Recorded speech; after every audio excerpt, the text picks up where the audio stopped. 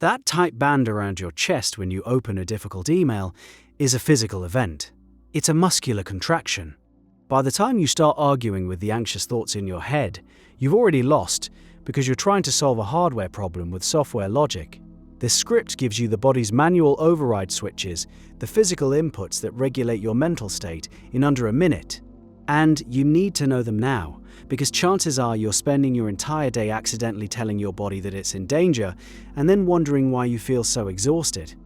We treat anxiety like a personality flaw, a failure of mindset, a story we tell ourselves. But the physical reality is much simpler and much more direct. It involves a piece of biological wiring called the vagus nerve. Think of it as a massive fiber optic cable running from your brainstem down through your chest and into your abdomen, branching out to touch nearly every major organ along the way.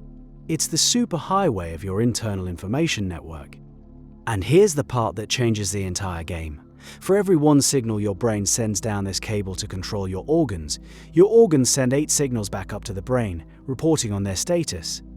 80% of the traffic on this nerve is flowing from body to brain. Your gut, your heart, your lungs, they're constantly telling your brain how to feel. So when your heart rate quickens and your breathing becomes shallow, your brain receives that data and concludes, we must be in danger. It then generates anxious thoughts to match the physical data it's receiving. You're trying to fix the thought, but the thought is just an echo of the physical signal. It's like trying to calm a smoke alarm by yelling at it. The alarm isn't the fire, it's the signal of the fire. To stop the alarm, you have to address the source. But what if you could manually send a different signal up that cable? What if you could, for a moment, hijack the reporting system and tell your brain a different story? The fastest way to do that is with your breath. Specifically, with a technique called the physiological sigh. This is your body's built-in, evolution-tested panic reset button, and it works by manipulating gas exchange in your lungs at the smallest possible level. Inside your lungs are about 500 million tiny air sacs, called alveoli. These are where oxygen enters your blood and carbon dioxide leaves it. When you're stressed or have been sitting for a long time, some of these tiny sacs collapse. They deflate. This makes your breathing less efficient. Your body senses the rising level of carbon dioxide in your blood, a primary trigger for alarm, and initiates a feeling of air hunger. That feeling of anxiety is your body screaming for more oxygen and a way to dump CO2. The physiological sigh is the most efficient way to do that. Here's the entire technique. A sharp inhale through your nose, and then without exhaling, another quick inhale on top of it to inflate every last air sac. Then, a long, slow, complete exhale through your mouth. That's it. The double inhale pops open those collapsed alveoli, maximizing the surface area for gas exchange. The long exhale then allows you to offload the maximum amount of carbon dioxide in a single breath. You are manually resetting your blood chemistry. You become biochemically different after one of these breaths. It is a direct signal sent up the vagus nerve that says, threat neutralized, carbon dioxide levels are stable, stand down from high alert. This chemical reset is the first and fastest layer of control. But what about the feeling of being physically braced for impact? That tense, armored feeling in your shoulders and jaw is a separate signal, and it requires a different kind of override. That physical armor is part of a vicious feedback loop. Your brain senses a threat, so it tells your muscles to tense up, preparing for a fight or to run.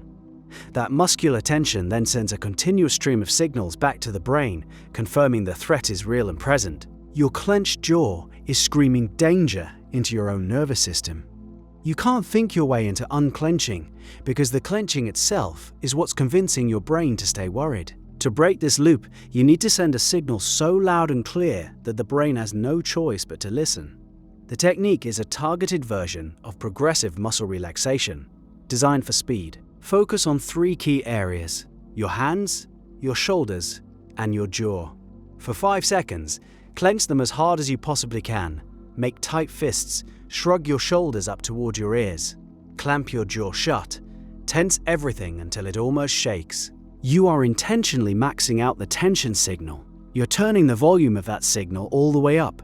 And then, after 5 seconds, you let it all go at once. A complete, sudden release. The effect is profound because of something called proprioception. Your brain's sense of where your body is in space. By creating such an extreme contrast between maximum tension and total release, you give your brain an unmistakable new piece of data. The signal for tension is replaced by an overwhelming signal for release. The silence, after a loud noise, is more noticeable than baseline quiet. This deep release sends a powerful message up the vagus nerve. The fight is over. The muscles have stood down. But even with your chemistry reset and your muscles relaxed, your brain has one more system locked onto the threat. Your eyes, when you're calm, you naturally have a soft, wide-angle view of the world. You see the whole room. When a threat appears, your visual field instantly narrows. It's called tunnel vision. Your focus becomes a laser pointer, locked onto the source of the danger. This is a primitive survival reflex. A narrow, focused gaze is physically linked to the brain state of alertness and agitation. And just like muscle tension, it's a feedback loop. As long as your eyes are in threat detection mode, your brain will stay on high alert. To break the loop, you have to change how you see. Literally. This technique is called panoramic vision. Pick a spot on the wall in front of you. Now, without moving your eyes, start to become aware of the space around that spot. Notice the corners of the room. See the ceiling and the floor simultaneously. Let your gaze soften and expand until you are taking in your entire field of view at once.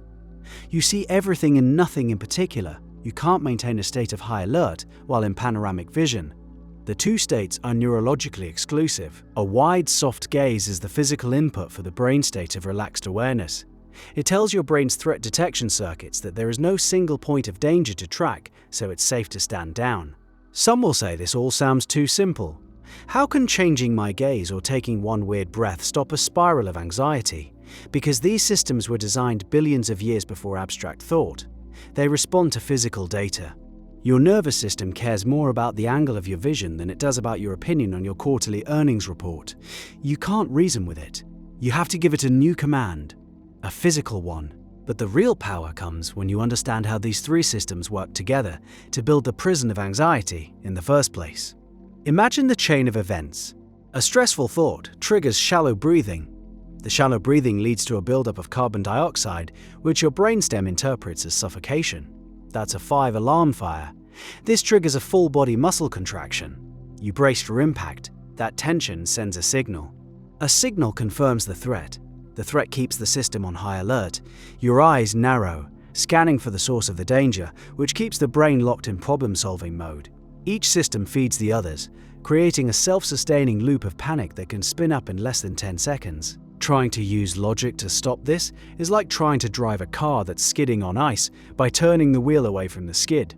Your instincts scream to do it, but it only makes the spin worse. The solution is counterintuitive. You have to turn into the skid. You use the physiological sigh to manually handle the carbon dioxide problem. You use intense muscle contraction to exaggerate the tension signal before you release it. You use panoramic vision to physically force your brain out of threat focus mode. These are not mental tricks. They are physical interventions in a physical process. You are steering your own physiology, and that's the emergency brake. But using it does more than just stop a bad moment. Every time you successfully use one of these 60-second techniques, you are doing more than just regulating. You are training. You are actively improving your vagal tone. Vagal tone is a measure of the health and responsiveness of your vagus nerve. Think of it like a muscle. The more you use it, the stronger and more flexible it becomes. Someone with high vagal tone can shift from a state of stress back to a state of calm more quickly and efficiently. Their system is more resilient. Each physiological sigh, each moment of conscious muscle release, each shift into panoramic vision is a single repetition in the gym for your nervous system. You feel calmer. More accurately, you feel grounded. You are building the capacity to handle stress at a physiological level so that fewer things trigger the alarm in the first place.